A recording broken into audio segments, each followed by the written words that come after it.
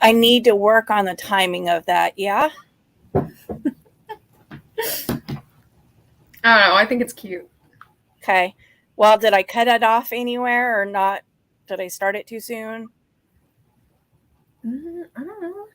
I have it open on my phone, and it Oh, looks good to me. okay.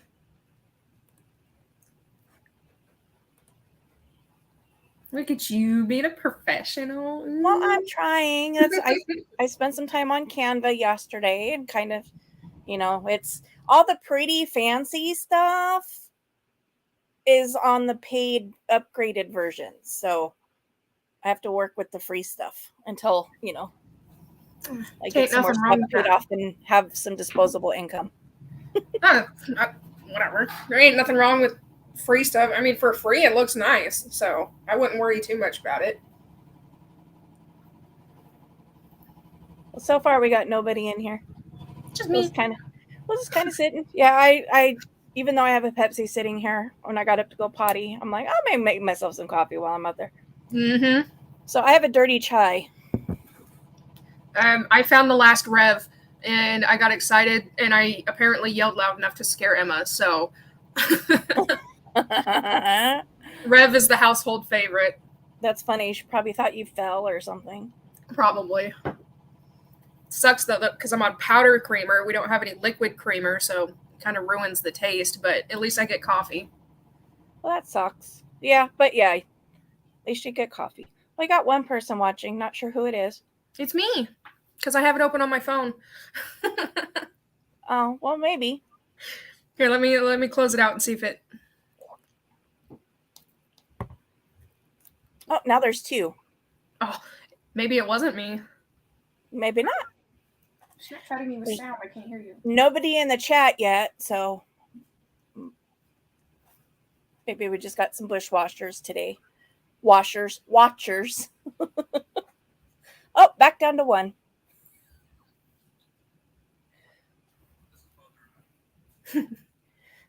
So, are you having an ADHD day too? Every day is an ADHD day for me. Okay, is today? See, there I go off camera. I got to try to I'll lean to the right, and maybe that way I'll stay on camera. Is today worse than normal though? You were kind of saying that. I want to believe that today is better because I tried to wake up early this morning. We're going to have to get back on the school schedule, so I'm going to have to get used to that anyway.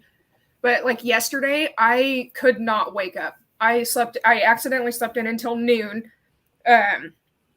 Because every time I'd wake up, I was just so tired that I couldn't physically get up. So being able to get up before noon today was a win. Well, I mean, and that could just be straight up fatigue. Oh yeah, absolutely. Your body's going to reach a point where it's like, I'm done. I'm sleeping, whether you want to or not. Both the potentially ADHD burnout and parenthood, I think, just took me out, down for the count yesterday. But I started the laundry, and I haven't really gotten much. I played a little bit of Minecraft, and that's about all I've done today, waiting for the live. But in my book, that is a productive day because I actually had motivation to get up and do something, not only that I hated, but something that I enjoyed too. So, yeah, I haven't done. My bag is still packed from fair. My laundry is just kind of sitting in the suitcase, waiting for me to wash it. That's my closet right now.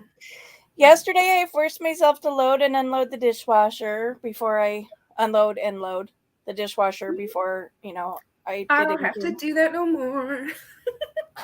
Shush. I've got a child. I don't have children at home to help me with my chores. It's okay. I'm going to have to do it by myself next week because she goes back to her mom's house next week. So I have to ADD myself through my day. Yep. When I finished that project last night, and then I'm like waiting for people to vote, and I'm like sitting there in the kitchen, in the living room, going I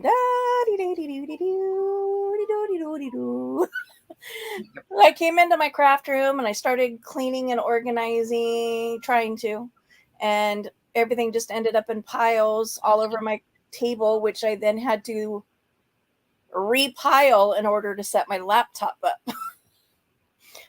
So I really didn't get anywhere. So yeah, my screen, when I open it up in YouTube, it says there's one person. See, mine says 0 now.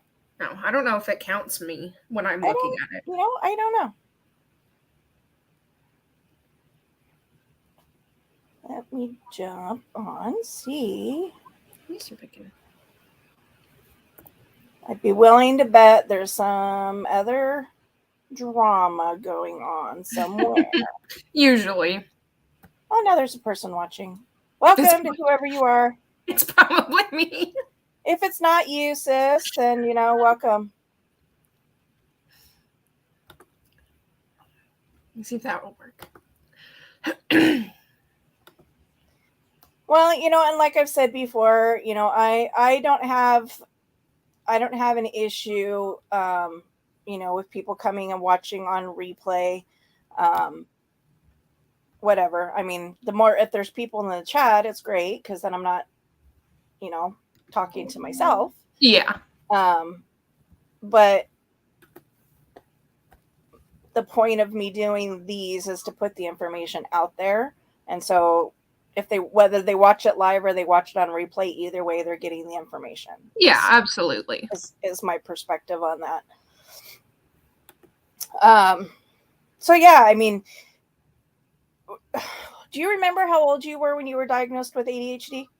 Long before I was in counseling, I know that. So I was younger than 10, because I think I officially started counseling we started looking into counseling when I was about 10. I think I remember going steadily at about 12, because that's when the serotonin thing happened. Okay. Yeah, I know Anthony was diagnosed in 1st grade. So that would have made him, what, 7-ish? Yeah. And I feel like I might have been somewhere, I would say maybe somewhere along the lines of 8 or 9, because girls I know are harder to diagnose, and it takes a lot longer to diagnose. So if Anthony was diagnosed at 7, I would imagine that I was probably around 8 or 9. 8 or 9, probably, yeah. And unfortunately for me, I wasn't diagnosed until I was an adult, but not having, any of my childhood memories. Oh, you changed your picture to a panda. I did. Hi, Paul. Welcome. I can keep it open for the chat. I think it gave me some insight, because when I homeschooled you guys, I mean, I know you were really young, so you probably don't really remember. But just the struggles that I had with Anthony trying to get him to focus and do anything. It was so frustrating. Yeah. And I would get so angry with him because from my perspective, he was just being a turd. He was just fighting the whole school thing, and it wasn't until I was later diagnosed with the ADHD that I really kind of had an understanding for what the difficulties he was actually having. And then I'm like, oh, I really need to have a conversation with him and apologize for all of that, because holy crap, I mean, I was really hard on him for something that he literally had no control over. Yeah, because living with ADHD, and I think especially as a anti-pill adult, living with ADHD on a day-to-day basis is really like trying to eat soup with a slotted spoon. Exactly.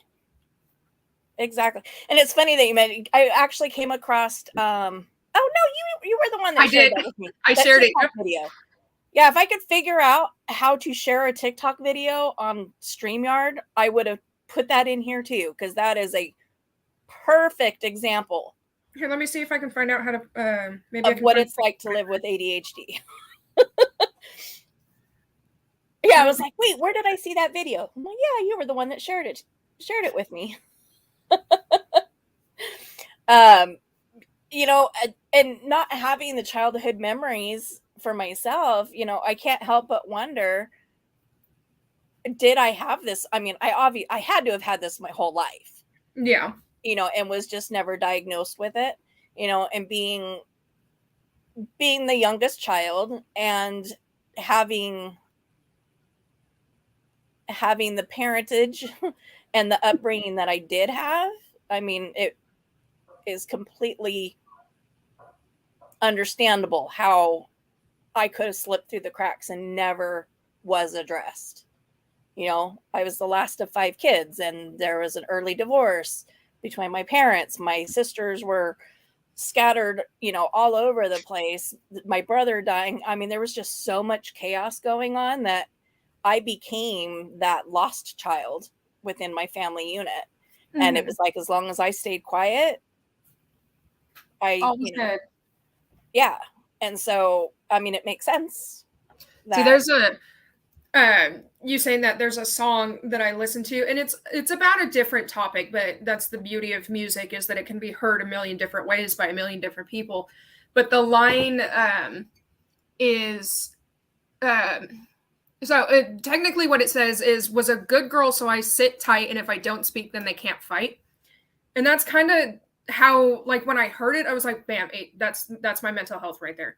Because I've been suppressed essentially my entire life. Whenever I try to talk about mental health, I've been around unhealthy people who are not willing to open that doorway. And so it's like, oh yeah, well, I have ADHD. Are you sure? Right. Yes, I'm positive. You know, and knowing the prevalence of it running in the family as well. I mean, 2 out of 3 of my children have ADHD. Yep, and I'm pretty sure I'm 0 for 1 or 1 for 1 here. Yeah, you're 1 for 1. I have zero doubt that Minnie has ADHD. I'm almost 100% convinced. I just have to wait for her to be older for them to even look into it. So they want her to start school, which is okay because that's not far off. She's a flipping genius.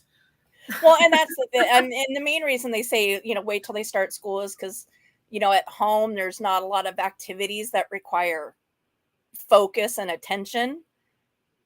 You know, at home you're allowed to run around while you're watching Owl House. You don't have to like sit and focus on the TV.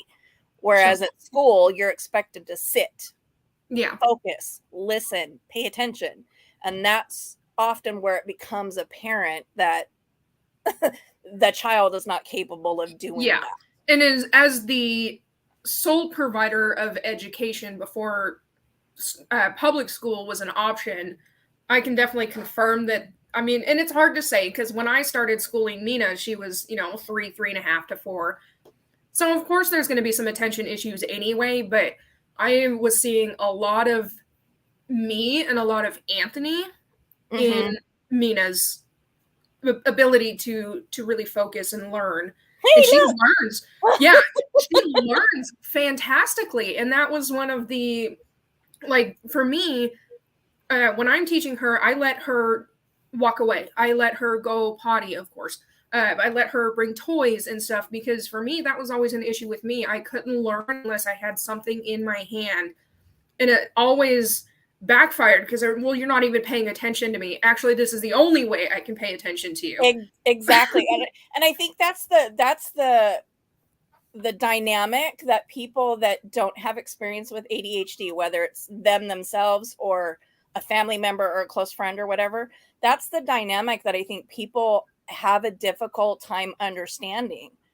Yeah. If I'm not doing something, I'm not paying attention to you. And it's like I can see from that outsider perspective why that would come across as rude. Like I wouldn't, you know, I've had multiple conversations with even David, like, I want to speak to you, not the back of your phone type of thing. And it's not a frequent thing, but when it happens, it bugs the ever-loving pee out of me. And it's like, but I get it because I'm the exact same way. Like me getting mad at him for doing that is like how people treated me in school when I would doodle on my paper. And it's like, it's not fair. So I laid off a little bit because I realized I was being a little bit of a hypocrite there, but it's exactly that. Like if I'm looking at you, if I'm making eye contact with you while I am talking to you, I am not retaining a single word you're saying. Right. If I'm fidgeting, I'm involved in the conversation and I'm present and I'm there. And it seems really backwards, but I feel like that's kind of the whole thing of ADHD is you're wired backwards. You are. Yeah. Your receptors are jaked. But yeah, you got to keep in mind though that one smidgen of difference though is if you're playing on your phone, you're actually listening and retaining. Whereas when David's playing on his phone, he is not listening. Yeah, and it's kind of a 50-50 and you know that because when you say, "What did I just say?" He's like, "Huh?" And it's kind of a 50-50 gamble because I think when we're at your house per se, I think he checks out entirely. But there are times when we're just relaxing at the end of the night or whatever, and he's on his phone. I'm turning something on the TV because it's our relaxed time, and it's like, I turned something on for us to watch. Can you put your phone down or whatever? And he'll sit there and he'll still stare at his phone, and I just sit there and watching him, like staring at him, like, "Did you hear me?" And he's like, "Yeah, I heard you. I'm just trying to finish my video." I'm like, "Okay, see," and that's cool with me. Like, as long as I'm acknowledged, then I feel like it's cool. And like what you were saying with the follow-up questions, like if I ask you what I was just saying and you're like, "What?" then it's gonna bug me. Right.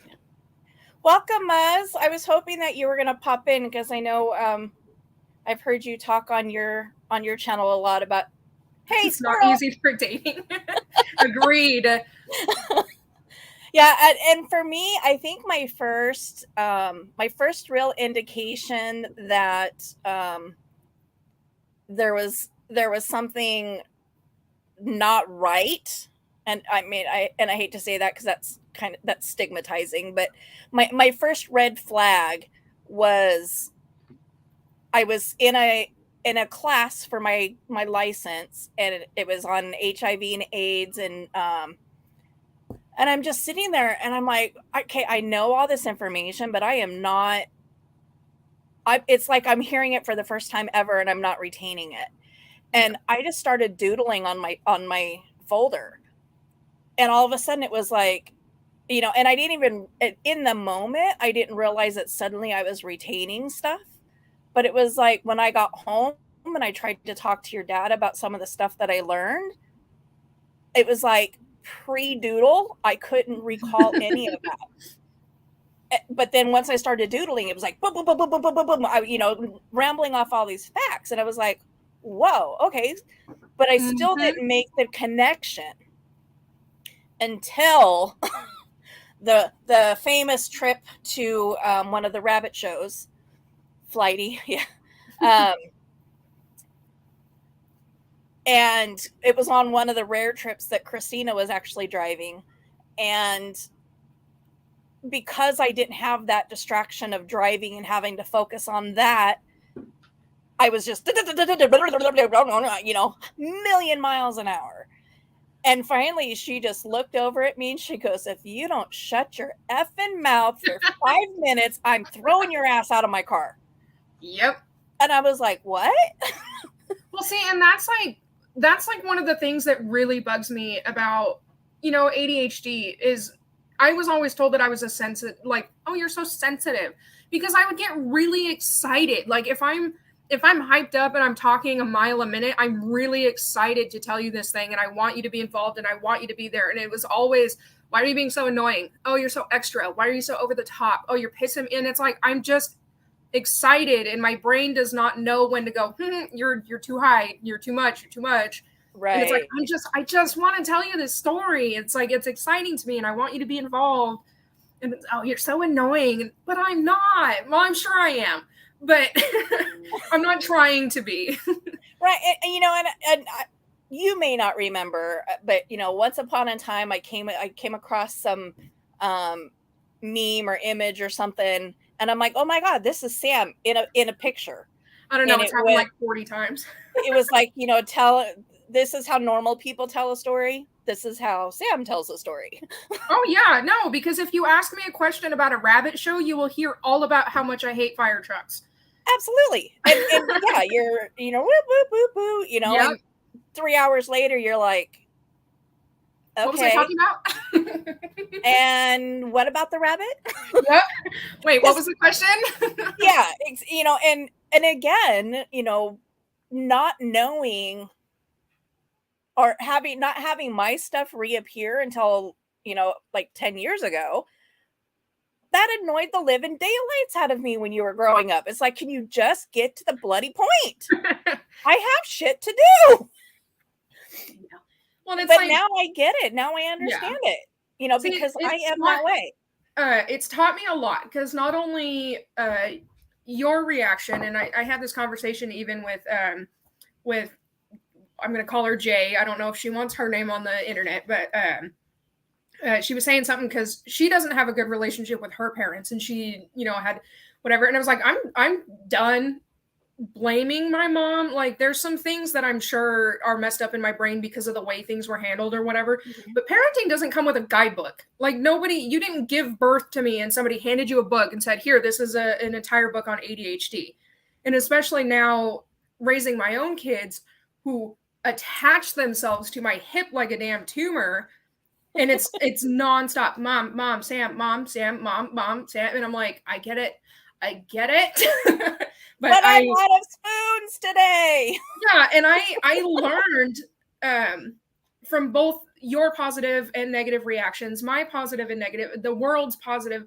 I've learned a little bit on how to handle that better, because instead of, I used to get mad when Emma first moved up here. I used to get mad. It was annoying me. It was frustrating me. I'm out of spoons. Right. And she was too young to really understand that. Like, now I can just turn to her and be like, I need a minute. Can you give me a minute? Can you give me? And she's like, yeah.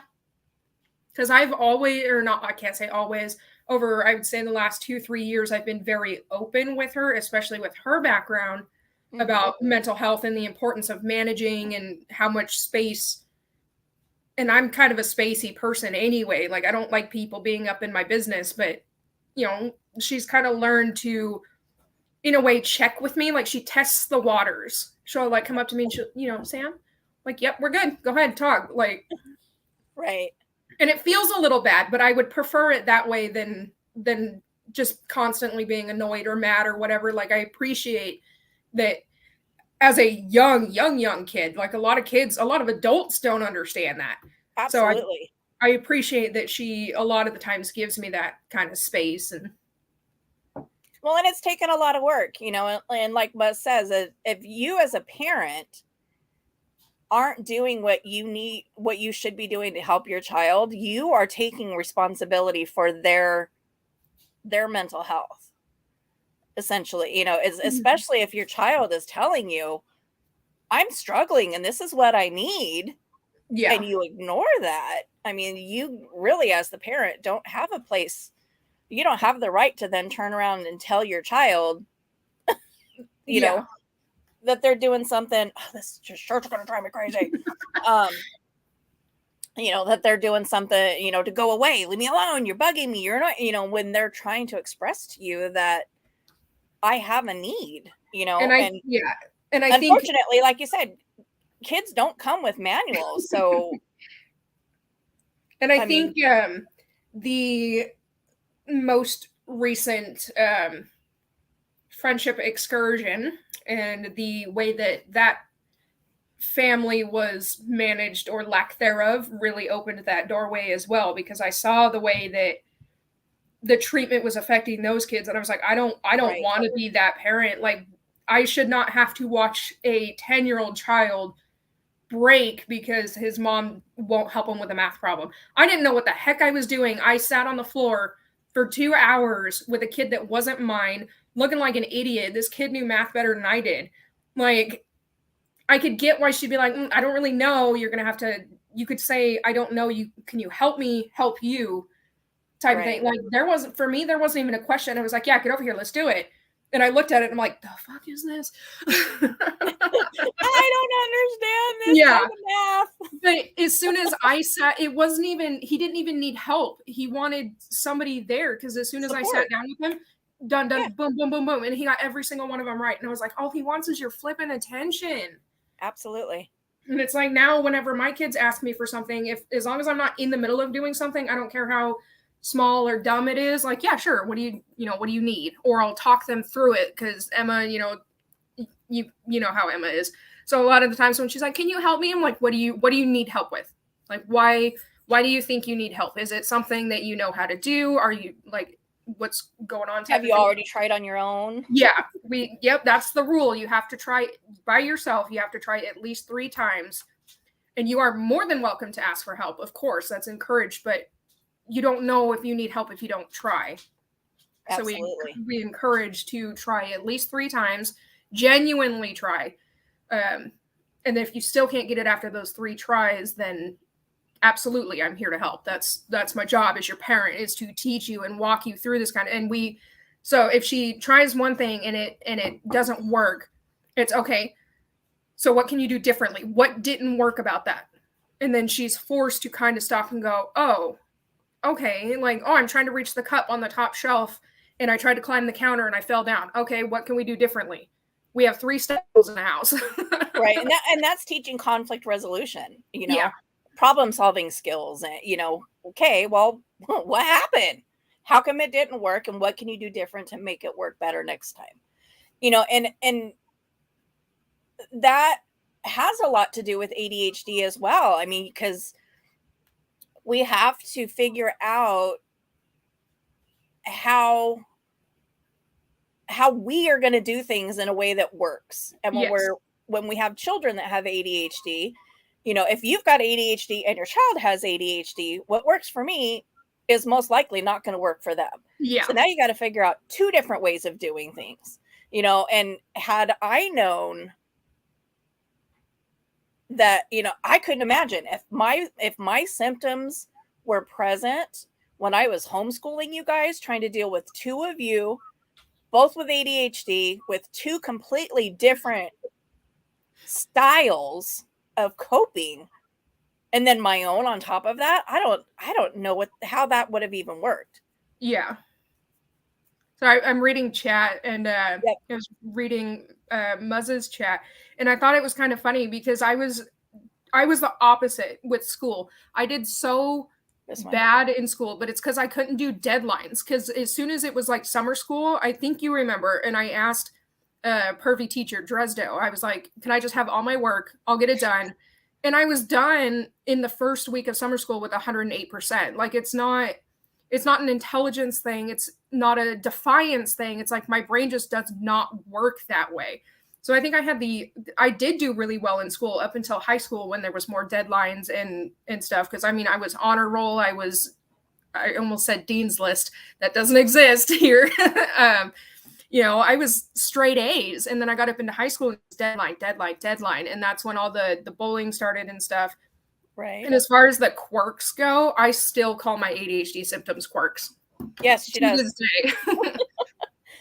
Well, and that's, and I'm glad that, especially in the school systems, there's been a lot more understanding, I think, among, like, when they're going through their education piece about ADHD, what it is, how to identify it, how to work with it, acknowledging and understanding that boys and girls are different, and one child is different than the next, and being able to, for a teacher to be adaptable enough for that, is going to put them on a higher plane than a teacher that is super rigid and says, I don't care, you need to follow my guidelines, my rules. And calls them stupid in front of the entire classroom. And if that doesn't work for you, too damn bad. Sorry. I'll see you next year when you fail this year. Well, see, and that was one of the things, like, I still tell the story to this day, because for the most part, I feel like I suppressed my ADHD pretty well throughout school. And then there was that one teacher who decided it was a good idea because of the IEP program or whatever to call me stupid in front of I still tell the story of you coming in and throwing a fit because I called her a bitch. And then like sent to the principal's office and like, oh, and well, was she being a bitch? Like, like she called me stupid in front of the entire class. Okay, then she was being a bitch. Like, yeah, and then they called me in and the teacher said, or the principal was like, well, she needs to be punished at home. And I said, no. She didn't do anything at home. She did something at school. So if you want her punished, you punish her. And he proceeded to tell me what the issue was. And I go, well, she is a bitch. It's like, I wasn't like, if she doesn't want to be called one, don't act like one, especially to children. I've never been stupid. I've never considered myself stupid. I've made stupid decisions. I've done stupid things. Yeah, we but all have. I think very low of myself. I do, but I take pride in the fact that I consider myself to be an intelligent person, both book smart and street smart, because I do have those hyperfixations and I'm always invested in everything. And so I pick things up all over the place and it just builds in my head. And it's only until you ask me questions and then I look stupid because my brain goes, you don't need to think. Nope. Yep. Stage fright. Social anxiety. Okay. Yep. Yeah, none of you guys were easy growing up because each one of you has your own, between Anthony with his ADHD and, his affinity for auto parts ending up in my washer. And all over the floor and in the backyard. And, shooting out the windshield of the bug and shooting out the sliding glass door and flooding my kitchen because for some reason thinking that a gallon of water and a Sunday newspaper was going to stop a BB from going through a glass door.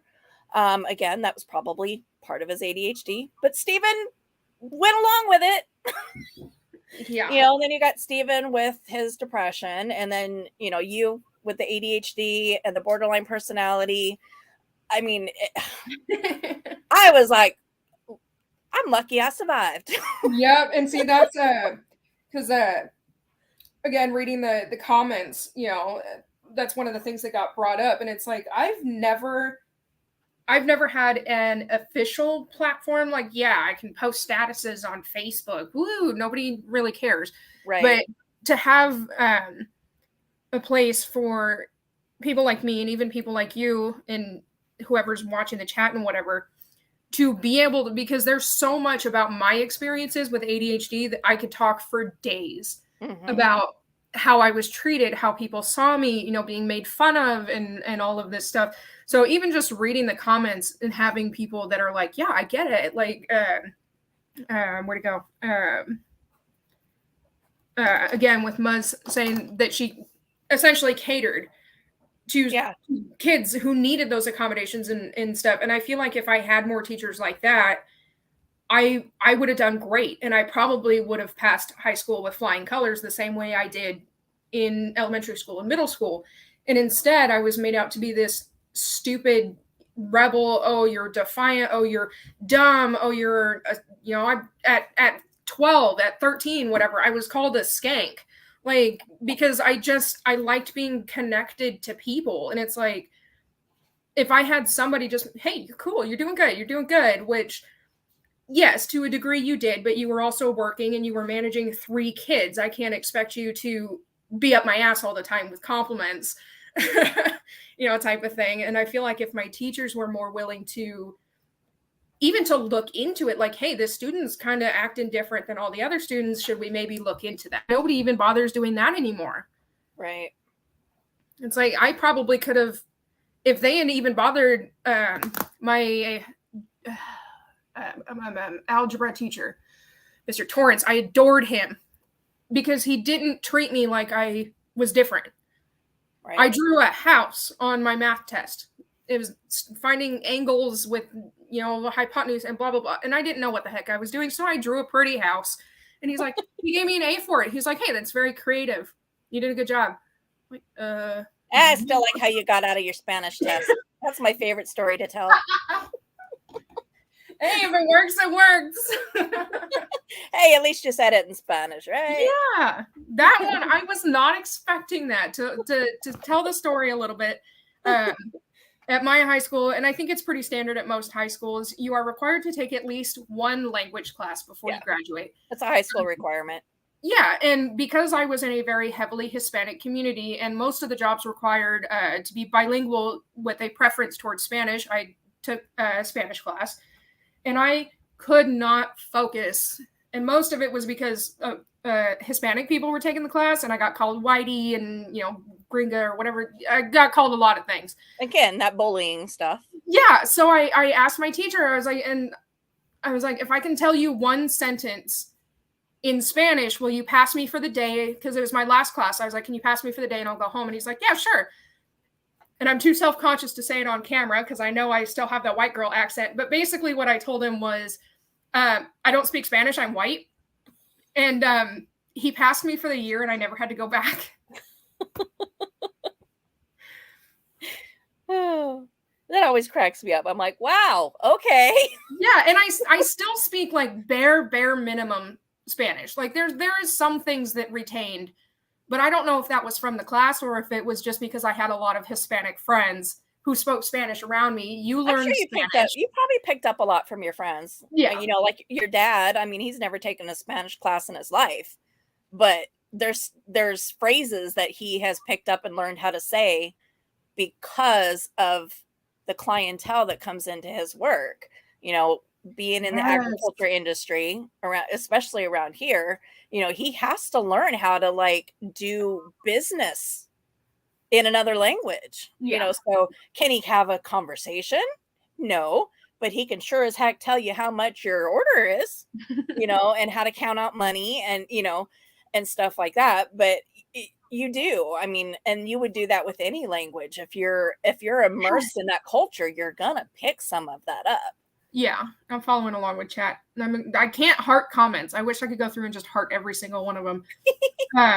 Hyperfixations, I know they get a bad rap, but my hyperfixations are actually my favorite part of my ADHD because I'm a jack of all trades, master of none. I know how to do a crap ton of things. So somebody calls me over and be like, hey, I can't figure out how to put my TV on. I got you. I can hang that TV on the wall because I've seen somebody do it once. I hyperfixated. I researched everything I needed to do. And now I know how to mount a TV on the wall. Like the top comment, there's a phrase that I'm sure everybody has heard at this point, but if you judge a fish by its ability to climb a tree, it's going to look stupid. And us ADHD people, we are the fish and we are being judged for not being able to climb a tree. Absolutely. And that's standard testing. Muzz, you're in Canada, right?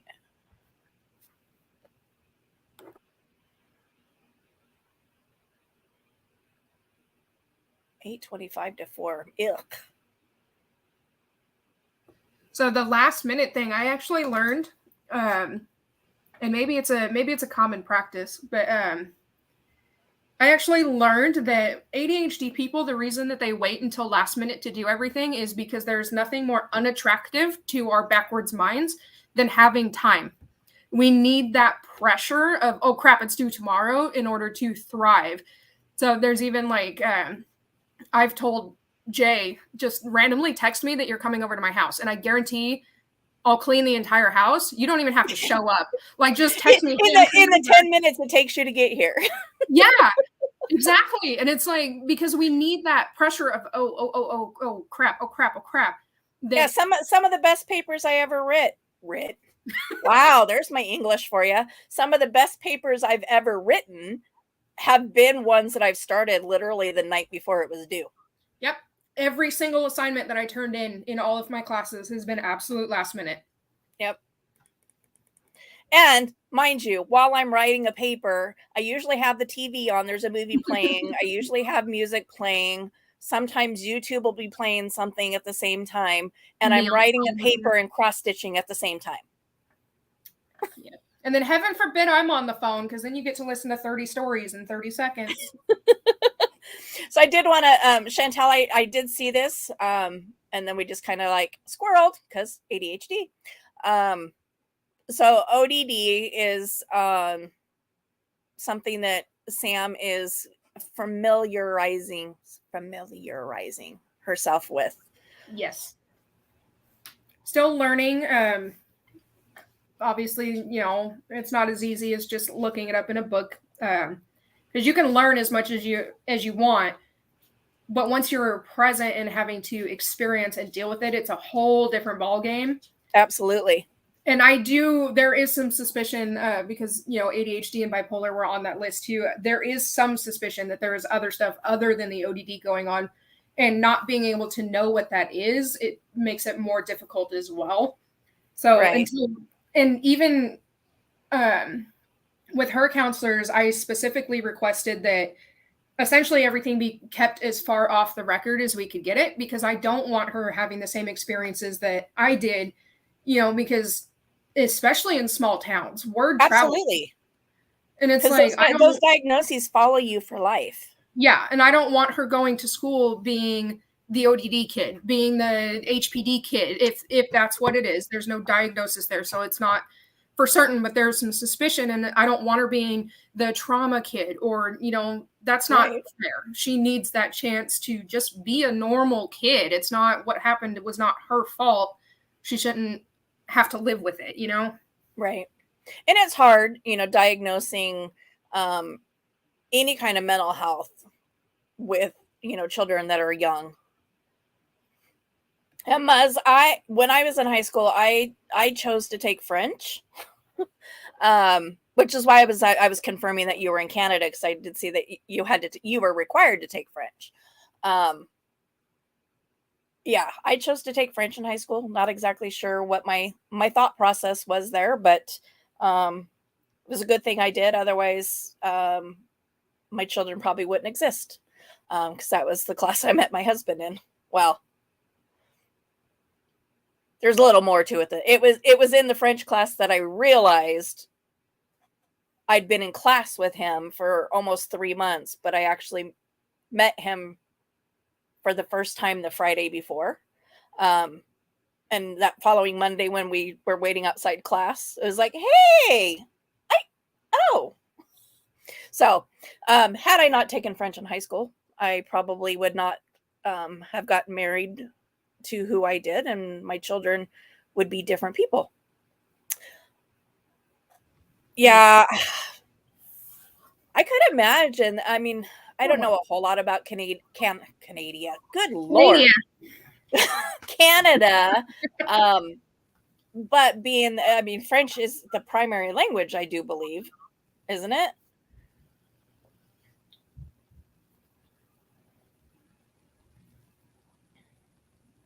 Or is that a subsection of Canada? Last 2 years of high school, can't relate.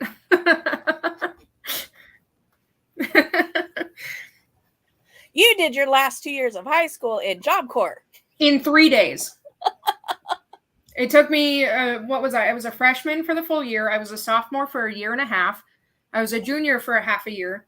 And then I tried the online school thing. That didn't work because deadlines and, cameras and then I went to Job Corps in literally 3 days. I mean, it took them months to get me into the high school classes. And I was like, just give me the tests. I don't need the classes. Give me the tests. And we don't do that. 3 days. And the only reason it took 3 days is because I was only allowed to take one test a day.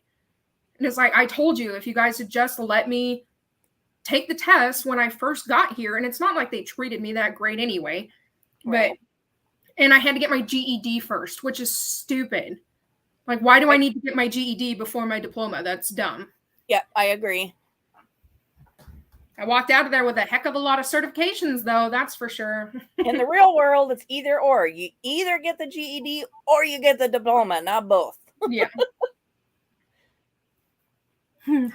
Telling her how to pronounce words. Yep. That was me. And my French teacher visited France. She spent 6 weeks, 8 weeks or something like that in Paris. And she made a point to tell us how dirty Paris was. But yeah, she was an American lady, and she kind of reminded me of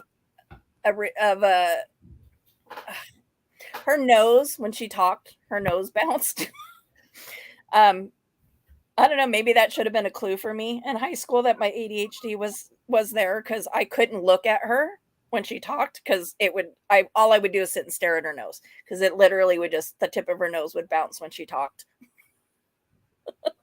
Things we remember, because I remember, I don't remember a whole lot of my teachers, but I remember Helm Stetler. My biology teacher because of a funny thing that happened in class. Torrance because he was awesome. And I remember Miss Estes because everybody was convinced she was wearing a wig. Your hairline shouldn't wiggle. I hated and the perv. Yeah. And the perv, of course. Something. Everybody remembers him.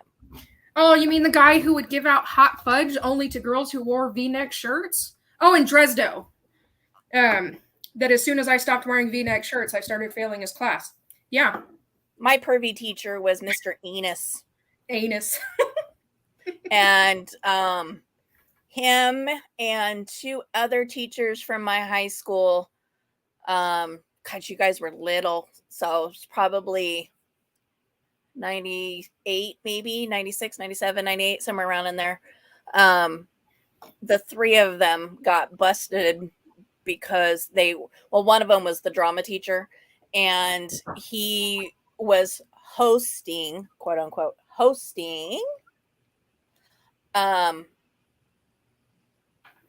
drama parties at his house for the girls in class. Yeah. So 3 male teachers were all participating. It was our drama teacher, our PE teacher, and Enos was, he taught history primarily. The only reason I remember that was because I actually paid somebody to take my tests for me so I could pass the class. I could not stand him, and I'm not a history person. I don't enjoy it. So yeah. Bunch of teachers. But yeah, the 3 of them together were doing some sort of Grooming party. Yeah. And got caught. Somebody told on them.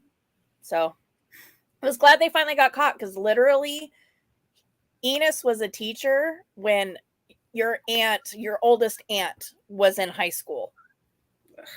And he was hitting on her. Gross. So, I mean, it had been many, many, many, many years that he had been doing that to the girls in his class. Yeah. Well, the one teacher that oh, Chantel, you punched a teacher out. Wow. The fudge guy, the one that Steven actually got in trouble, was one of those teachers that was like, just on me. And the irony of that's a bad choice of words. Yes. But he was one of those ones that refused to accommodate, because at that by the time I was in his class, we knew that I was ADHD. Even if I wasn't fully diagnosed, we knew I was ADHD. And he was like, well, and you'd already been subjected to 2 of your siblings. Yeah, and he's like, well, that doesn't make you special. I didn't say I was special. All I said was that I have a hard time with deadlines and I get anxious. Like, I didn't ask for special treatment. I didn't ask him for anything that the other students weren't able to ask for. And he started treating me like absolute garbage after that. And it was like, all I asked for was an extension on an essay, because I don't even remember what it was. We had some family thing going on. That might have been JD. We had some family stuff going on. Yeah, maybe. And I asked him, I was like, we had some stuff going on at home. I didn't get it done. Can you just give me like an extra hour? Not even a whole day. I just asked for like a little bit of extra time. And he's like, well, you're not special and you're not going to get special treatment. And I'm like, bruh. Right. But fighter. Well, Chantel, I was sent to the principal's office quite a few times for telling off my teachers. Never actually put my hands on one. There's plenty I wanted to put my hands on, but I'm believe it or not, very non-confrontational. So a lot of my life was just, I think that one teacher, I don't even remember her name, was the one time, and I think it was just because I'd had enough that I finally stood up for myself. Yeah. And it's like, because there's a very big difference between little jabs here and there. I can handle that. I've been taking it. I have 2 older brothers. I know how to handle being picked on. But to call me stupid in front of 30 kids, that you crossed a line. Yeah. And not just with me. That's a line you should never cross with anybody. I agree. And ironically enough, both of my ADHD children experienced that. You know, your brother was stood up in front of the entire class as his teacher told him, you're an idiot, you're a loser, and that's all you're ever going to be. I would have punched her. And that was when I pulled you guys out for home. That was when I started homeschooling. And they were like, well, only one of your children is having a problem. Why are you pulling them all out? And I'm like, why would I subject my younger two children to this twat that you are not going to fire because she has tenure when she talks to children like that in the 3rd grade? Well, and it's like, you shouldn't even adults, because I do agree with one of the comments. Fighting for me, like physical fighting, I talk about it a lot. I talk a big game, but I'm actually very anti-violence. I think fighting is stupid. I think it should be the only time you should be fighting people is if your life is genuinely in danger. Right. That's something that my kids are taught. Never throw the first hit, but be damn sure you throw the last. And it's like, I took so much crap that, yeah, there was plenty of people that I wanted to punch. And maybe the fact that I didn't punch you was a good indicator that you are wrong when you tell me I'm just a deviant, rebel, stupid kid. Like, because if I was a deviant, rebel, stupid kid, I would have knocked your freaking lights out. Right. And maybe I should have. I don't know, but I'm not a violent person. I'm non-confrontational. Even adults, one of the things that my kids are taught, Emma knows because she's going to school now. It's like, if somebody's bullying you, what do? Smile and tell them to have a good day and walk away. And if they don't let you walk away, yeah. And if they don't let you walk away, what do? Tell an adult. Okay, cool. Like, but fighting was never, I hit like a butterfly. So, but you're not Muhammad Ali. Until the adrenaline is going, because I am not a fighter. I don't want to hit anybody. I don't want to, but my kids, my family, even my brothers, who we don't necessarily have the best relationship ever. You mess with my brothers, you mess with me. I don't care. You mess with my kids and you will not see the light of day. I don't care. When it's my family, you don't. But I would still avoid fighting at any cost. But when it comes to my family, you cross the line and I'm going to cross it right back. And that's, part of what happened with that. Let's just say, sorry, Chantel. BL debacle. Is that with the what debacle? BL. Oh. A line was crossed and I had enough. Absolutely. I didn't hit her, but maybe I should have. No. Be the bigger, like Muzz was saying, you make a larger impact.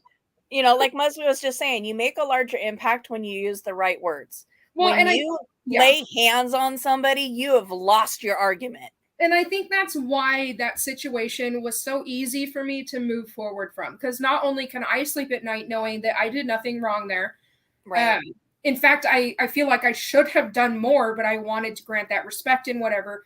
And while she was coming at me with names and threats and accusations, and I'm just, okay. And you can ask David. Multiple times I was like, if she doesn't shut her mouth, I'm going to show up at her damn doorstep and shut it for her. I was pissed. And it wasn't so much about what she was saying. I don't care what she was saying. It was that this person that I had dedicated 4 years of my life to, I loved her. She was my best friend, and for her to turn around in just an instant, that friendship was never real. Exactly. Because if I meant a damn thing to you, you would have handled that better. You would have believed me when I told you the truth.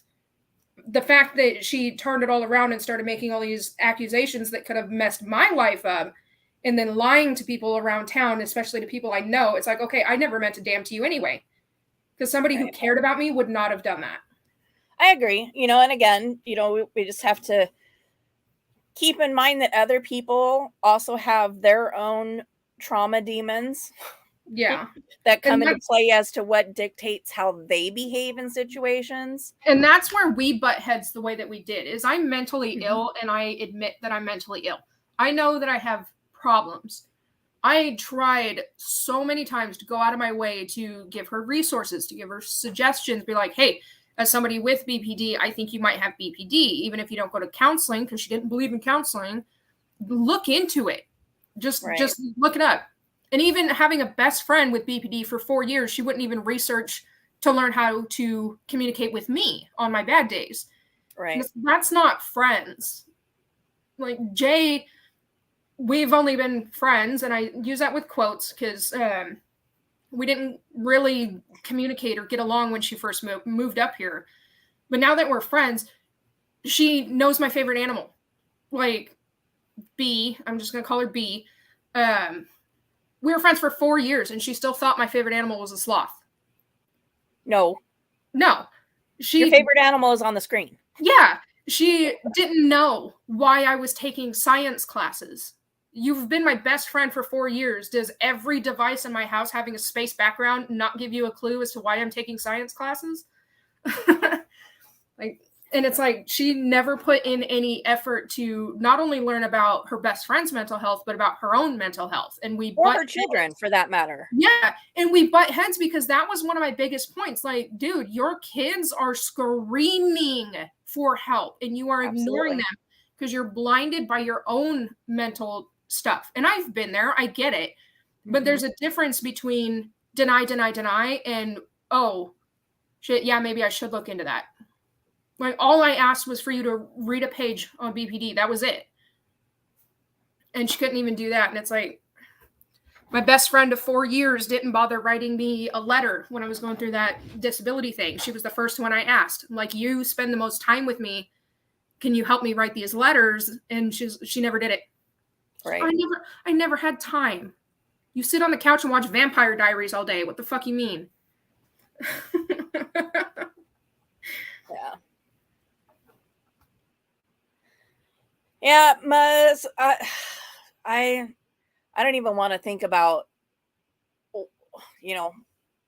my mom was too wrapped up in her own self to even worry about the 5 children she brought onto the planet, let alone any mental health issues that might have been going on or any kind of abuse that might have been going on. It was all about her, always was, always would have been, was all the way up until the day she died. It was all about her. So yeah, I tried really hard with raising my children to focus on them and to be paying attention to that kind of stuff. But again, like I said earlier, I mean, it came fast and it came hard, and I was absolutely unprepared. Well, it's not like we made it easy either. Right. I mean, I was unprepared for what came at me, and I was uneducated about what was coming at me. And then add on top of that, we couldn't even get a solid diagnosis. So it was like, what the hell am I supposed to research to figure stuff out if we can't even get a diagnosis?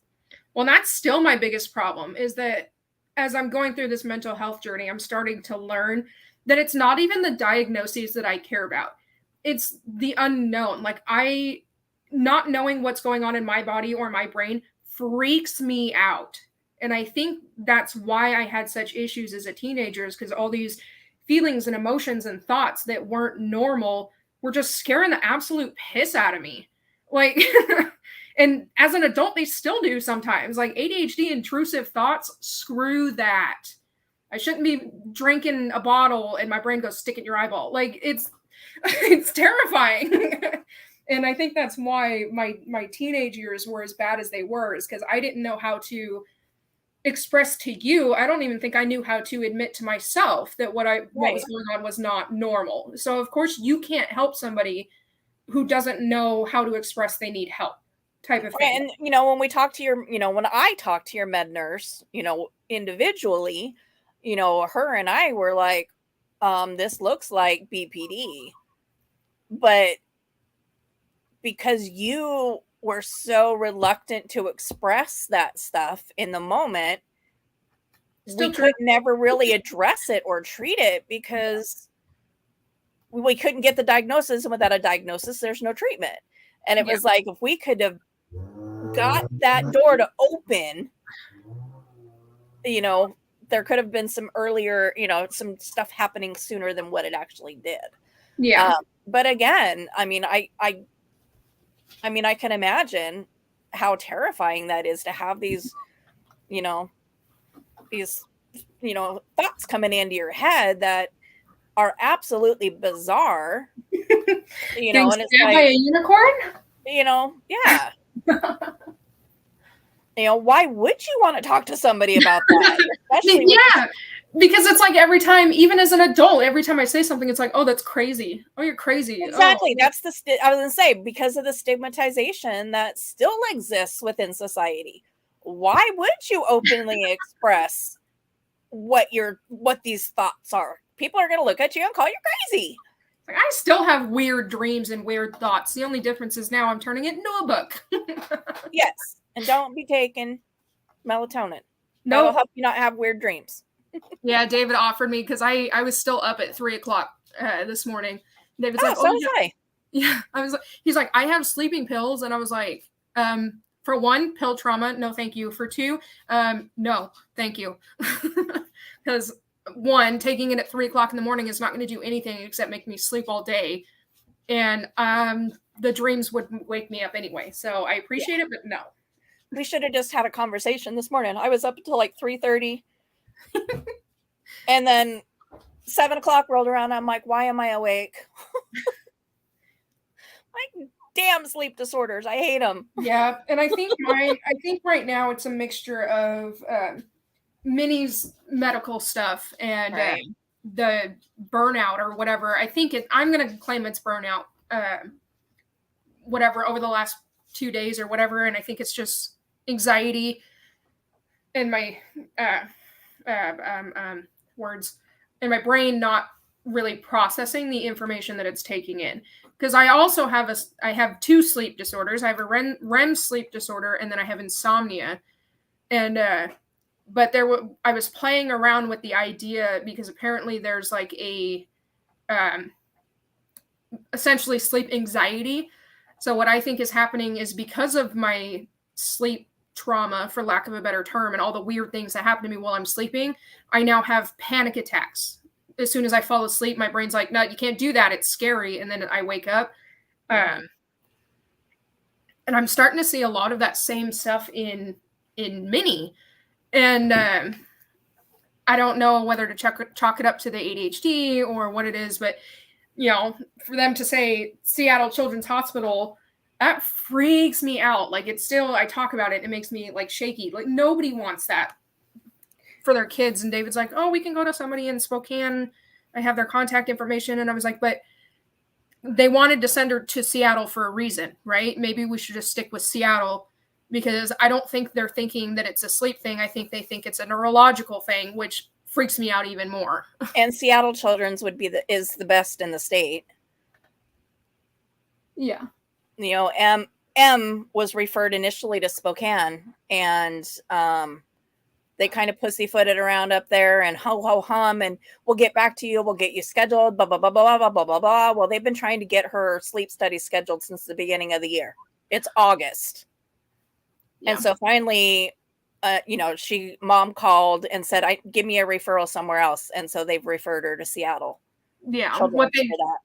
What they told me to do was, when I got the call on Monday, she's like, we're sending in a referral. They're going to go over the insurance stuff. And she's like, call them, wait about a week and then call them, because you're going to have to schedule your own appointment and blah, blah, blah. And she's 4. It terrifies me. It took me too long, uncomfortably long to even get the appointment scheduled to talk about what was going on. Because the care that I got from doctors makes me nervous, but no, I don't know. Something about putting my 4-year-old through it just freaks me out. But like we were talking, it's good to have those tests done now before she starts school. Yeah. Because think about your experience with ADHD and being in school and how hard that was for you. And so if you translate that to what she's going through, if she's chronically tired, so she's a 4-year-old child, and she might sleep 4 hours in a night, and it's not a consistent 4 hours. It's like 15-20 minute intervals. And then she wakes up, runs for a couple hours, crashes for 15-20 minutes, wakes up, runs for a couple hours. So she's not getting good sleep. Yeah. If that's still her sleep schedule when she starts school, she's going to be having the same experiences you had with ADHD, but due to fatigue and ADHD on top of that. Well, and it's, at this point, it's about me swallowing my pride and my fears, because it's not about my experiences. I mean, it is, but it's not. It's about her and getting her the care that she needs. And, if she starts sleeping, I get to sleep more. And, maybe the scary stuff stops, and maybe the nightmares stop, and maybe the,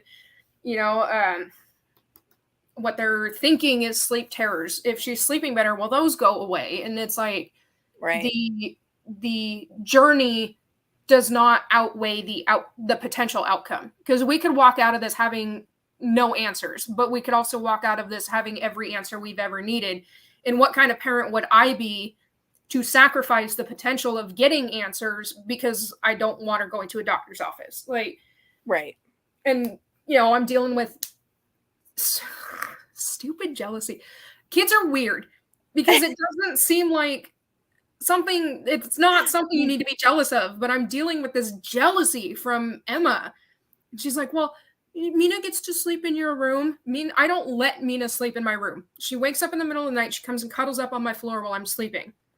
And was like, your sister also has a sleep problem. I was like, you don't. You pass out 10 seconds and you're out like a rock. Yeah, lucky little turd. Yeah, and it's like, that's not something to be jealous of. Like, when me and David first had the conversation about ADHD and Mina, Emma made it all about herself. Well, can I have ADHD? And it's like, it's not something you want. Can I have it? Yeah, it's not something you want. Right. And it's like, being jealous over silly things. But siblings are always going to be jealous of each other regardless. Well, and it's that need. And again, taking into consideration the trauma history. Yeah. It's that need to be like everybody else and accepted and catered. Because I think that's really what it is Mina gets this quote unquote special treatment in her sister's eyes. It's special treatment. And it's like, but of course she's going to be treated different. Not only is she 3 years younger than you, like, discipline's going to be different. The way we handle things is going to be different. But she's also got different needs than you do. So it's going to be different. And I'm waiting for the day that clicks, and maybe it never does. Maybe it does when she's 20. I don't know, but yeah. So Muzz, I was reading your comment earlier about, your doctor saying people with ADHD don't get tired until 2. That's kind of interesting, because that normally is my sleep schedule. I'm usually a 2 to 10. If I get a solid 8 hours of sleep and the insomnia doesn't kick in. When I was talking about the sleep disorders, I actually have, I have a circadian rhythm disorder, which is that 2 to 10 schedule versus, normal people are like 9 to 6 or whatever. I have insomnia, and I also have chronic fatigue on top of that. So the rub for me is that if I'm not in bed and asleep by 2, the insomnia kind of kicks in, and then I won't sleep at all. Or it'll be, 3 or 4 o'clock before I'm finally getting into bed, and then I'm like a couple hours and I'm up on my normal schedule. So yeah, I'm always tired.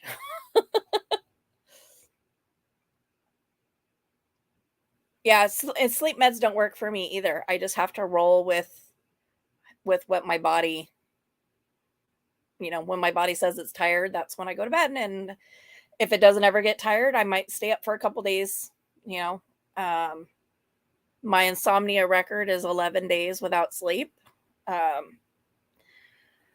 was pretty rough, and I think it definitely gave me some insight into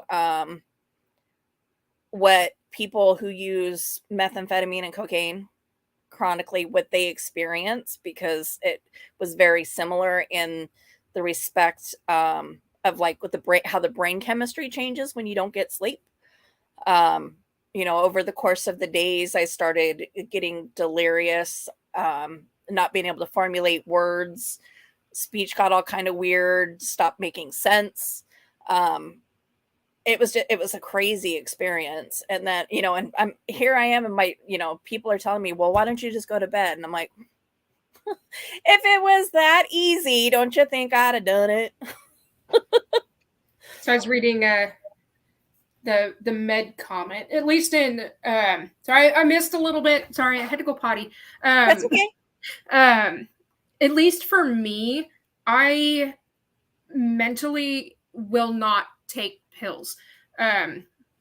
We talked a little bit about it earlier. When I was about 12, I had serotonin toxicity and I almost died, and I haven't really been able to take pills since then, even if I know they're good for me. I'm supposed to be on heart medication. I cannot bring myself to take it. I have gone as far as to tell my husband David to put it in my sandwiches and like, don't tell me, like stir it into my coffee. Like I've tried everything and I was like, you cannot tell me. If I know it's there, I won't take it because my body rejects it. Like I get physically repulsed by it. You've got trauma associated. Yeah. And Chantel, feel free to yell at her. Chantel has a heart condition too, so she was just in the ER a couple days ago. Yeah, I know it's not healthy, and I know it's not good, and it's not an example that I want to set for my kids either. And I know that I'm capable of admitting that I need to buck up, essentially. Mm-hmm. And I'm trying to work through that. Well, and that, I mean, and you got some of that philosophy from me. I'm always kind of felt like, unless it's something that's going to save your life, find another way to treat it. Like you're saying, I saw Muzz asked about the meds. This is my meds. Whoop, if I can figure out where my phone is at. Caffeine. Yeah. I take a stimulant in a cup, rather than a pill. In fact, I'm double fisting. I have Pepsi and a coffee. I have been following my doctor or my cardiologist's orders. I've only been having 1 cup of coffee a day. And if I have coffee, I don't drink energy drinks. And if I have energy drinks, I don't drink coffee. So I feel like I've been good with that. You're getting better. Yes, not where I need to be, but not where I was. You should be taking your meds, and you should be calling and getting back in with the new echo guy. Yes. Electrophysiologist. The electro guy. Because the other one was trash. Cough, cough. Oh, everything's normal. Does anybody think that for a 24-year-old to wake up at 4 a.m. with a heart rate 148? Oh, 158. Excuse me. 24? Thank you. At 4 a.m. is normal, and that happens to all 24-year-olds? 24? Thank you. Well, that was when that was said. Oh, yeah, okay. I see what you're getting at. Yeah. You're not 24 anymore. That's normal for me. Yeah, we drink caffeine for the essentially not like a downer. That's the wrong way to put that. Caffeine helps us focus. Yeah. I usually drink caffeine right before bed because it's the only way I can get a little bit of sleep. What does that say? Same. It knocks me out. Typically. So what I have and what I have been diagnosed with is supraventricular tachycardia. I have a sinus arrhythmia in my lower right chamber. And I don't know. I feel like it's either steady or getting worse. To be 100% honest, I'm a very easy, I shouldn't admit it. Sometimes I'm a very easy person to gaslight. So as soon as my doctor started saying, oh, it's normal, it was really easy for me to start ignoring things, which again, I know is not a healthy habit. And to throw your hands up and say, I quit. Yep. So I am doing what I feel I need to do I've been calling around to doctors. I'm going to get in contact with my cardiologist again. All that fun stuff. Which kind of circles us back around into ADHD and the difficulties it is just to get daily tasks done because squirrel. Yeah, because it's not, that's something that I'm trying to explain to the hubby as well. is because, like today, for example, the only thing that he asked me to do was the laundry. But it's not that simple for me. It's, it's the dryer's done, but I look over and I realize that the dishwasher's done. Well, now I have to load the dishes. While I'm loading the dishes, there's garbage in the sink. So now I have to pick up the garbage, which leads me to cleaning the living room. And then I have to go in and clean the kids' room because all the toys are in, and it's like, it's not as simple as just doing laundry. And then that actually is one of the diagnostic criteria for ADHD, is that inability to complete daily tasks. You get halfway into something and the brain takes you somewhere else, and then somewhere else, and then somewhere else, and somewhere else. And at the end of the day, all right, bud, you have yourself a good day. I'm also learning a lot about the offhand things that come with ADHD as well, such as, my entire life, I've never been able to finish a meal or a drink. I always leave that one little inch at the bottom of the can. And over this journey thing that I've been on, I've learned that it's not because I'm wasteful. It's because I have object permanence issues. And that's why I can't, that's why I start crochet projects and then don't finish them in collaboration with the ADHD, of course. But it's like, as soon as you are finished with a task, your brain has nothing to focus on.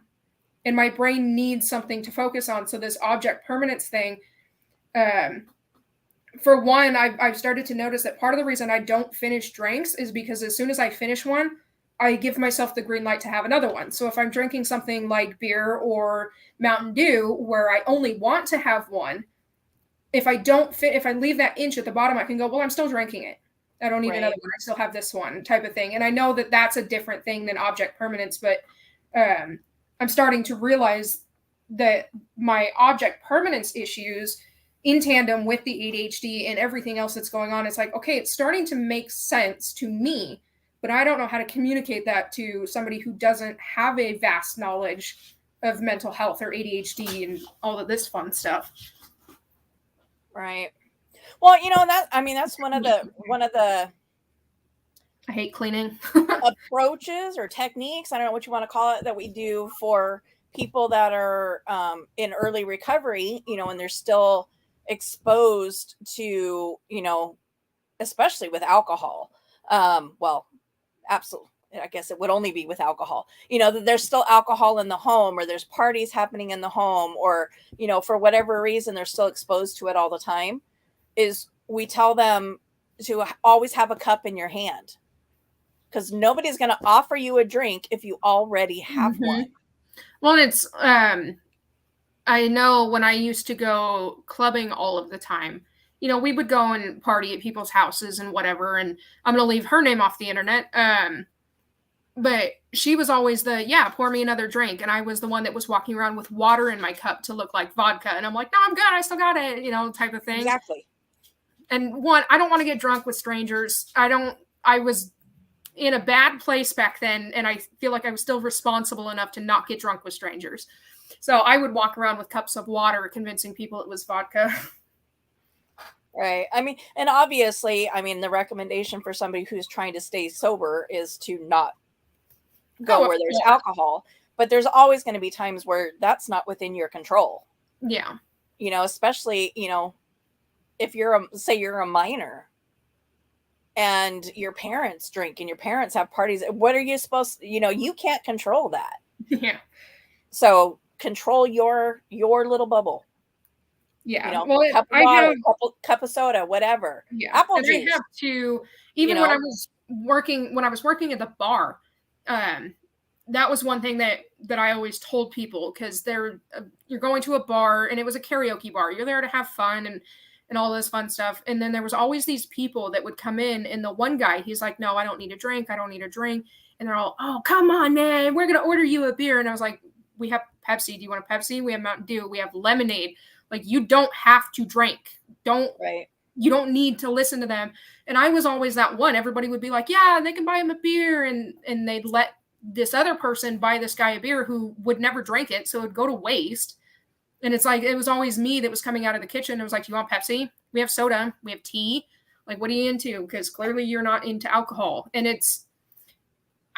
one, that's a whole story in its own, because I think it's extremely disrespectful to bring somebody who doesn't want to drink to a bar. I feel like that's, I don't know his story. He could have been in recovery. He could have had alcohol trauma from his parents or his family members or whatever. So of course I'm going to go out of my way to make this guy comfortable. Like, he shouldn't have been there in the first place. If he was uncomfortable, why did you drag him there? That's not fair. And that's extremely rude and disrespectful. I totally forgot that you worked at a bar. Sorry, we're not a bar. We were a restaurant that served alcohol at night. I know. And I mean, I'm like, this was just like a month ago. Like, what did I... Wow. I'm like, wait, when did you work at a bar?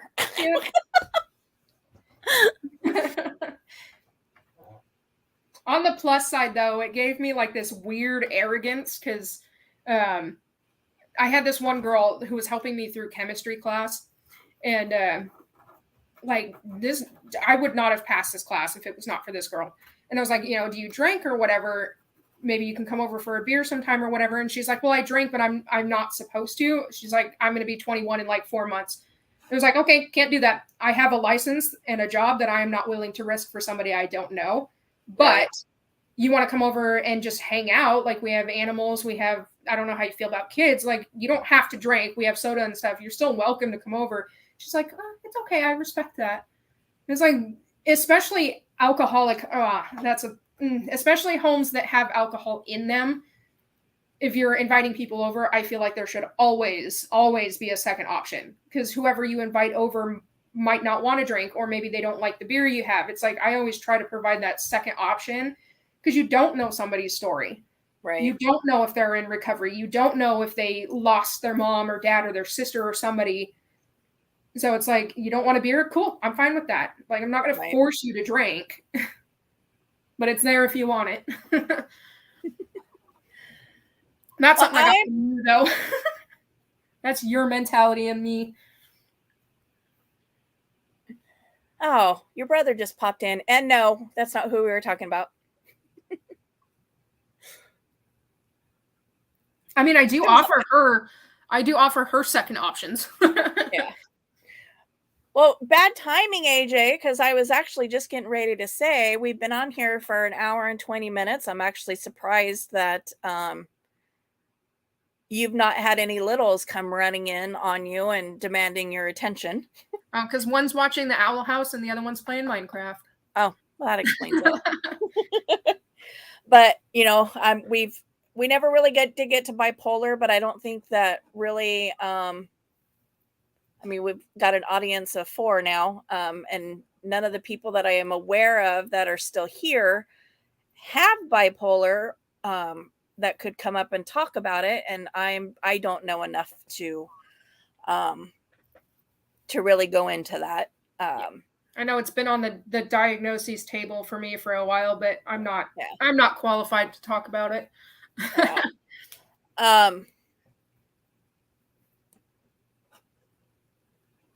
Alternate options at mainly for the kids. The adults should have alternate options too, Anthony. Okay, I'm just a jerk then, because my kids get water. Like, we have juice every now and then, but especially with Minnie, I mean, she loves her water. So it's like, I'm not gonna go out of my way to buy you guys drinks, because our water's free. Yes, that child is crazy. It's like, what do you want to drink? Water. Well, and even with food, it's like, oh, there's a cupcake and a piece of broccoli sitting in front of her, and half the time she chooses the broccoli, and that's definitely not a complaint. Yeah, it's not a bad thing, for sure. She loves her green beans.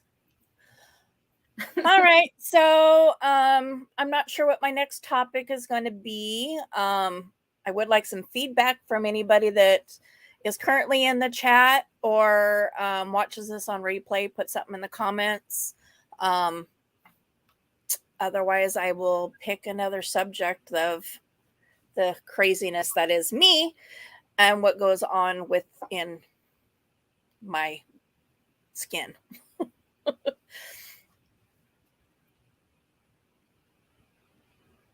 Yeah, Anthony, if you know anybody that has, yeah. See, and that's the confusing thing, is that, bipolar used to be BPD. Bipolar disorder and borderline personality disorder. Yep, and now it's BP1 and BP2, depending on if you have bipolar 1 or bipolar 2. See, I'm still learning. That's still a weird thing because when I'm talking about bipolar, I still say BPD. Me too. And then I'm like, oh, wait. Well, and it's the same as like, multiple personality. MPD is now DID. And so, I'm constantly having to correct my terminology there. That would be a fun one. I mean, obviously neither one of us know a whole lot about it, but I know that's been on the diagnoses table also, and it's still something that I think about frequently. I mean, I can always, pull up some credible, sites and stuff, and just kind of do an informational, educational. Is DID in the DSM-5? Yep. Dissociative disorders would be a fun topic too. I know all about those. Yeah. So yeah, I mean, and like Muzz said earlier, she said, be careful about how much we share about our personal lives. And I said before, I know my boundaries, and I won't share anything that I would be uncomfortable with, getting out into the big wide world and somebody trying to use against me. But, I also, and like she said too, though, if you, seek advice from your doctor, don't try to self-diagnose, because a lot of times you're going to be wrong. And,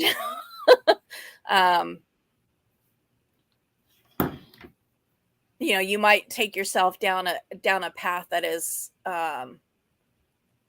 more detrimental by self-diagnosing. Yeah. See, and that's one of the things that is for me, like I'm comfortable talking about my diagnoses, and I'm also comfortable talking about diagnoses that aren't official, but they've been on the table. Like I've looked into ASD because that's something that I've been told multiple times I could have. I've looked into DID because I was told I could have it. I've looked into and I'm very much a open book when it comes to mental health, because I do feel like it's something that needs to be talked about more. And of course there are those boundaries. And that's a hard topic for me, because when it comes to me and mental health, honestly, I have no boundaries. Like, you want to ask me questions, I'm going to answer them, type of thing. And it's learning that line between maybe I shouldn't say that on the internet, and educating people, because there's this awful, horrible stigma around mental health. And as a mentally ill person, I would love to assist in getting rid of that. And we can't get rid of that unless more people are willing to talk about it. And even if it's not personally my diagnosis, like, I'm fully capable of researching. I just don't have that firsthand experience and, type of stuff. But of course, boundaries should always be respected, and privacy should be respected as well. So boundaries are a hard thing for me to learn when it comes to my mental health, because I'm very much an open book. Yeah, I am too. But like I said, I don't ever plan on sharing anything, that I would be concerned about getting out there. And my personal thought on it is, if somebody is going to try to use, my personal life against me, that says more about their character than it does about mine. So. Oh, absolutely. Neurodivergence. I've fallen in love with that word, but I've also preferred the term neurospicy. I'm neurospicy. Is that like the spicy sky raisins? Neurospicy. I also opted for making neurotypical an insult. Somebody's making fun of my mental health. Ugh, typicals. In a respectful manner. It's a joke. I'm not going out and saying it to people, but it is funny to joke about. Yeah. And like Anthony was saying, the ADD often presents as somebody on the spectrum. I mean, that's why the APA, the American Psychiatric Association, each year they review those symptoms, and it was fully expected when the revision came out, and I don't have the revised copy, the newest 5. So I don't know if it actually ended up in the revised version. But there's a lot of discussion and study going into actually combining putting the ADHD on within the autism spectrum diagnosis. Yeah. Because the symptoms are so closely related that it's becoming more difficult. I don't know if that's the right way to say that, but to different, they're hard to separate. Yeah, because they're so similar. Well, one of the things that I was reading too that I found very interesting on a personal level, considering the diagnoses that I do have, is that the more that I learn about ASD, there are two most common misdiagnoses for somebody on the spectrum, and it's ADHD and BPD.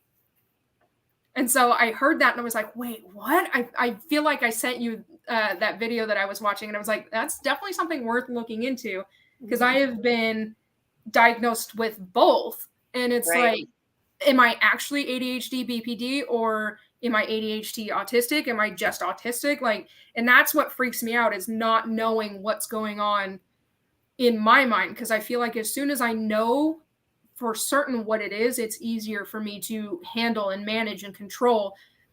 And just knowing what's going on in my mind just would put all of that at ease. And then of course you got the GAD on top of that. I have, seasonal and chronic depression and blah. And it's like, how much of that can be chalked up to just one thing? And I've just never been consistent with a counselor enough for it to be fully put there. Because the one counselor that I was finally making progress with, I had to go to Job Corps, so I couldn't see her anymore. And it's, but I know you and I have talked about going back to counseling now that I'm an adult who's learning and stuff like that. So I found something out, because Anthony had mentioned Asperger's, is that apparently they are trying to rid of that, for lack of a better term, strain of autism. They're trying to get it out of people's mouths, essentially, because it was named after a Nazi, for one.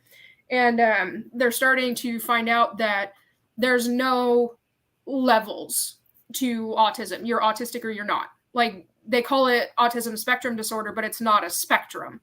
You either have it or you don't. And so the whole Asperger's thing, and it's like, oh, it's a low-level form of, there is no low-level form of autism. There's just different people who handle autism differently. And I thought that was really interesting too. And I'd like to do more research on that too, because I'm not super educated on it, but I saw Asperger's and it reminded me of that. Interesting. Yeah. I'll have to do some research there myself. Yeah. I'm not a professional. I feel like I need to put a disclaimer there. I'm not a professional. This is things that I have been told or heard. So I can't say that it's fact, but I'm not going to discredit it, because the person I heard that from is autistic.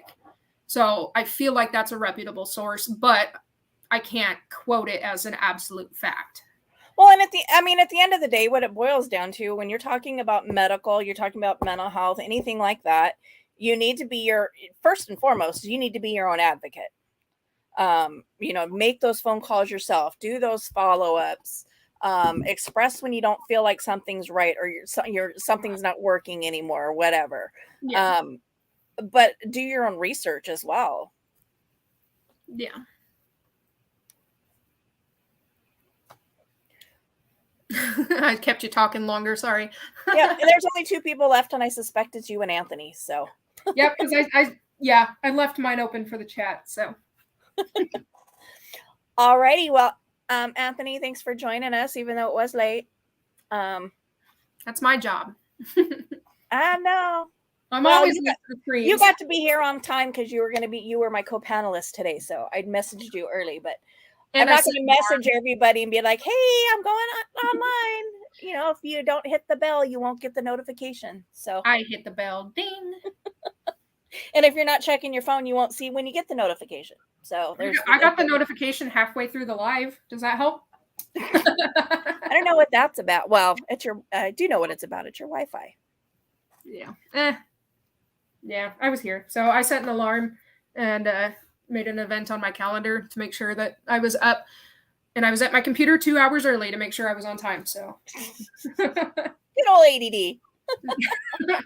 no, what? Alrighty, guys. Well, thanks for popping in, and again, if you just put stuff in the comment section, what things that you want to talk about on the channel, and like I said before, if I don't have personal experience with it, I'll do some research and figure it out, and we can just have an educational discussion. And I think I will add in my banner that any discussions of medical or mental health is our opinions for educational purposes only, and please seek professional advice. Yeah, not for the purpose of diagnosing. We're just here to share our thoughts and opinions, and talk about our personal experiences. Yeah. Of course, our experiences aren't going to be the same as everybody else's too. Right. Also, whatever. Absolutely. Alrighty, go give those babies a hug for me. Anthony, give the wife a hug for me. Say hi. And say hi. Yeah. All right, guys. I'll talk to you later. Alrighty. Bye. Bye.